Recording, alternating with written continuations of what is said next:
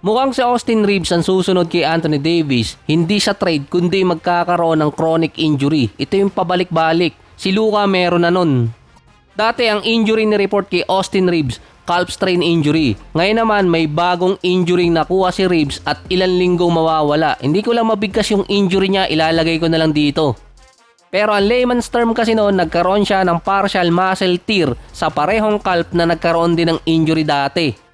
In short, lumala na yung injury nitong si Austin Reeves. Ang calf strain injury pa naman iniiwasan ng mga team ngayon na palalain sa kanilang mga player dahil pwedeng mag-cause ng Achilles tendon injury. Sa side ni Austin Reeves, malapit na siyang magkaroon ng rupture injury kung pipilitin siyang makabalik ng mabilis. Ang injury din ni Reeves, hindi kailangan ng operasyon pero kailangan ng long-term recovery. Nung nagkaroon kasi ng calf strain injury si Austin Reeves, dapat hindi 1 linggo or nasa 10 araw lang pinahinga si Austin Reeves. Kailangan di umano at least 30 days katulad ng ginawa nila kay Wembanyama sa San Antonio. Mataas ang rate na bumalik ulit ang injury nitong si Austin Reeves at pwedeng mas malala. Meron pang 3 player sa Lakers ang nagkaroon ng chronic injury. Sina Gabe Vincent, Bando, si Christian Wood nga hindi na inabot na gumaling, binitawan na agad. Si Anthony Davis, kapareho ng 3 player na yon. Kaso si AD merong leverage dahil siya yung isa sa main core ng Lakers dati. Hindi naman kasi nagkaroon ng malalang injury si Anthony Davis na kailangan ng operasyon pero naging fragile siya ng todo. Hindi siya injury prone pero chronic injury ang nakukuha niya, pabalik-balik. Yung injury prone kasi pwedeng sabihin lagi siyang nai-injured pero paiba-iba.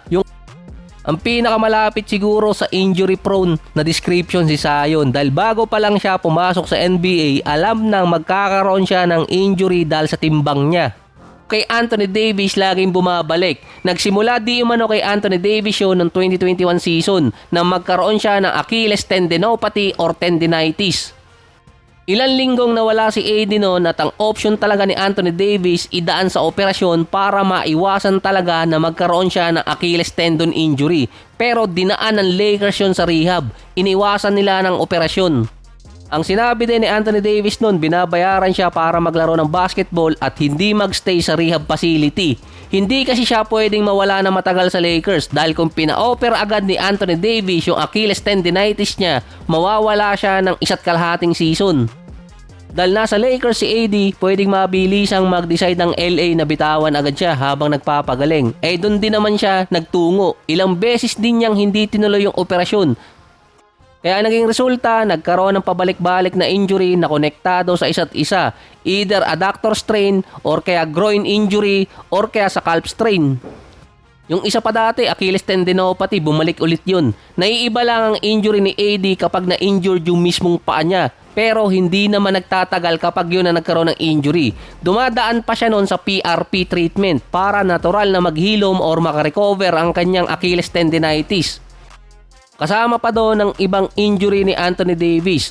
Noong 2023 season, nagkaroon pa siya ng bone spurs. Hindi rin niya pina-opera yon. Nang sumunod na season, nakapaglaro si AD ng maraming games. Akala ng Lakers management okay na si AD, hindi magkakaroon ng malalang injury. Nung na-trade itong si Anthony Davis sa Dallas, dun ulit pabalik-balik yung mga injuries niya. Common kasi sa Lakers player na merong nai-injured dun na parang pinupuwersa nilang maglaro. Ganun din ang nangyari kay Anthony Davis dati na hindi pa siya fully recover pero naglaro agad siya.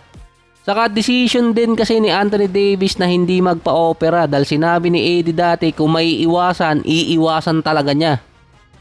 Dahil fast-paced ang team at management, pwede kasing mag-trade agad ang isang player na matatagalan makarecover na parang ang nakalusot pa doon si Gabe Vincent. Ilang beses siyang nawala pero hindi naaalis sa LA.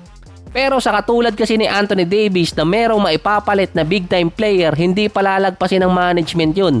Ganon din ang posible mangyari kay Austin Reeves. Kapag merong player na pwedeng ipalit sa kanya na nasa all-star level at nakikita ng LA na posibleng bumalik yung injury niya, ganon din ang pwedeng maging desisyon kay Reeves.